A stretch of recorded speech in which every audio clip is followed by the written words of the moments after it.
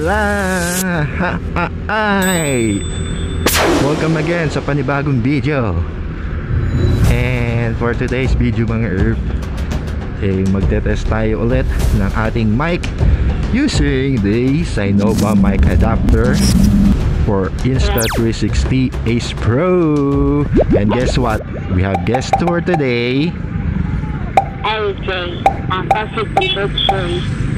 Ang guest po natin for today is Putotsoy. si Putotsoy. May nag-speak sa background.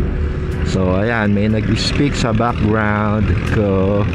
No, if you're wondering why, kasi nakakonect tayo sa intercom. Alright. So ayan, so habang nagbablog tayo, naririnig na rin ang kasama natin ngayon sa intercom. Kaso nakatago siya. Nandito ako sa likod. Nandiyan pala siya sa likod, no? Opo, nasa likod lang po ni dad. Ng dad ko po. Kaway, hi ka muna sa camera. Di ko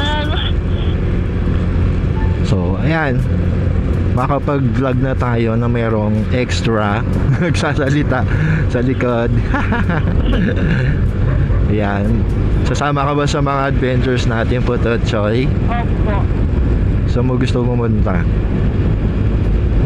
Ako may pasok pang muna eh. Saan mo nga gusto tayo pumunta?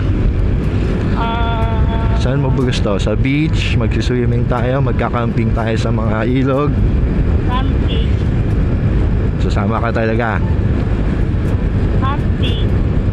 Hindi ka- Dati sinabi mo sa walang hindi nag-vlog eh. Saka camping tayo. Magkakamping tayo. Sige. Hindi ka matatakot? Hindi po. Bakit? It's actually just my first time. So magdadala ng tent. Yes. Tapos dapat bawal matulog sa biyahe. Opo. Okay. So safe naman to mga Earth dahil meron tayong ito, yung belt. No, nagmamadali si Bossing. Baka madalit na sa trabaho.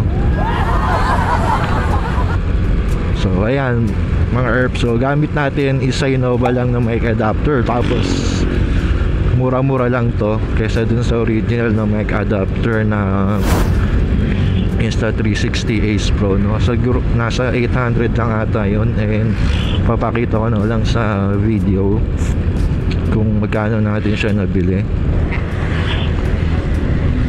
Ayan, ihatid natin si Putotsoy sa kanyang school para makita ang kanyang crush. Hey! Para makita ang kanyang crush, di ba? Balik na rin yung story. Papakita nga natin yung story ng crush mo. Anong oras pasok mo, Putotsoy? 6 AM.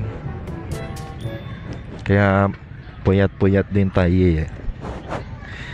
Pagkatid sa kanya. Oh, bye-bye na. Bye-bye. Doon pa sa kabila. Bye-bye. Wait lang. Bye-bye.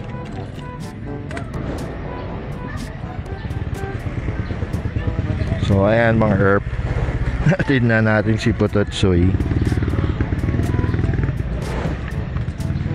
Solo na naman ako, no? So malaking tulong talaga kasi talaga pag magbibiyahe ng may intercom. So if you're wondering and paano ko nagawa na may kausap tayo sa vlog, no? Naririnig sa vlog. Ang ginawa ko lang ay bumili ako ng mic splitter, no? So ito, may kita nyo, may kable dito sa aking intercom. Diyan nakasaksak yung mic natin sa Sinova na mic adapter for Insta360 Ace Pro. Tapos may dalawang female na splitter.